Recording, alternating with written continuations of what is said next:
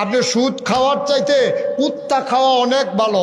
কুত্তা একবার হারাম। আর সুদের ব্যাপারে আল্লাহ নবী সাংঘাতিক কথা কইয়া রাখছে, কই সুদের 70টা গুনাহ, সর্বনিম্ন গুনাহটা মাল লগে জেনা করা। সৎ মানা যেই মায় ফেরল হইছে, যেই মার বুকের দুধ খাইছ, এই মায়ের লগে জেনা করা সুদের 70 নাম্বার গোনা। আবার বুঝে 1 নাম্বার গোনাটা কত বড়। আপনার তারা খায় নাকি খায় না? জিকির করতে করতে খায়, জিকির করতে করতে খায়। মসজিদে জিকির ফিরসা হুজুর আইছে আর মসজিদের ভিতরে জিকির চলতে আছে, লা ইলাহা ইল্লাল্লাহ, লা ইলাহা ইল্লাল্লাহ। এমন জিকির মসজিদের বেড়ে ফাইটা জিজ্ঞানের কথা। কত আওয়াজকে দিতে পারে হেই জিকির। যে যত বড় আওয়াজ দিতে পারবো, যে যত বড় লাভ দিতে পারবো, টেবিলে সবচেয়ে বড় আশেক। আর যে ফির সামনে যাতা দিয়ে হতাইলেই তো পারবো, তে তো কোনো কথাই নাই, তে তো আল্লাহর ওলি। নাউজুবিল্লাহ কইতেন না? জোরে করে নাউজুবিল্লাহ। আল্লাহ কয় তাদাররুয়া খিফাতা, তোমরা ধীরে ধীরে মনোযোগের সাথে খুব চুপি চুপি আল্লাহরে ডাকবা। সুবহানাল্লাহ বলবেন না? আর আমরা তারা যে যত বড় চিল্লান দিতে পারে, জিকির করতে আয়, খেয়াল করেন জিকির করতে আছে লা ইলাহা, কথা না লা ইলাহা, লাফাইয়া লাফাইয়া জিকির করতে আছে। এবার আর এর ভিতরে দিয়া এবার কাছে ফোন আইছে, ভাই কিস্তির টেহারা লই আইসটা, কি এর টেহা লই আইসটা, তে আবার খায়, তে খায়।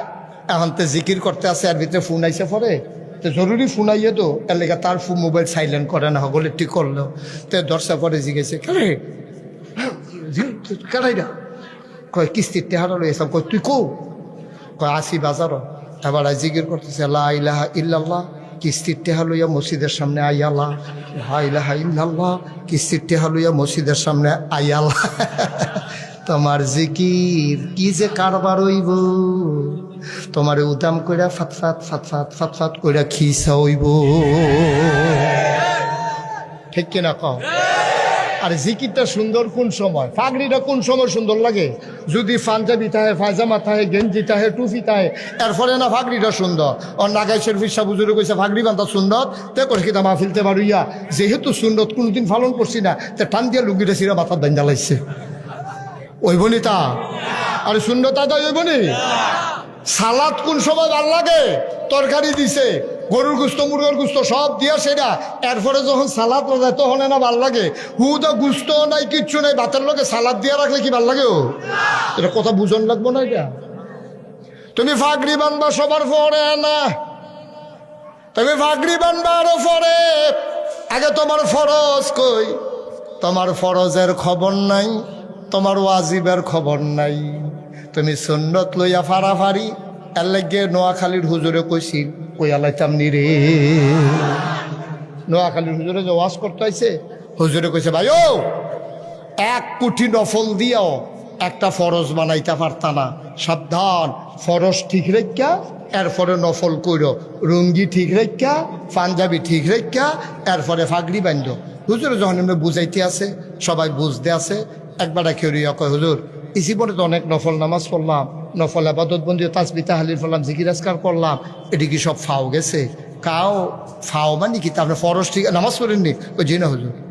তো নামাজ পড়েন না, আপনি ওজিফা আদায় করেন কিতে? নামাজের ফইডেন আপনি সুবহানাল্লাহ 33 বার পড়বেন।